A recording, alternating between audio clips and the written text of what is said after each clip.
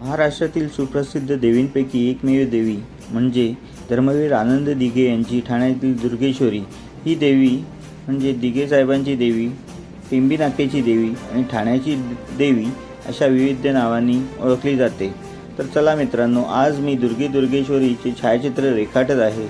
मी रेखाटलेली कलाकृती आपणास आवडली असल्यास कृपया लाईक, शेअर आणि सबस्क्राईब जरूर करावे। धन्यवाद। आई तुझ्या गचरणी आभाळ धरणी येऊन विसावले, देवादिकांचे संकट जाई ग हरुणी तुझ्याच कृपेमुळे।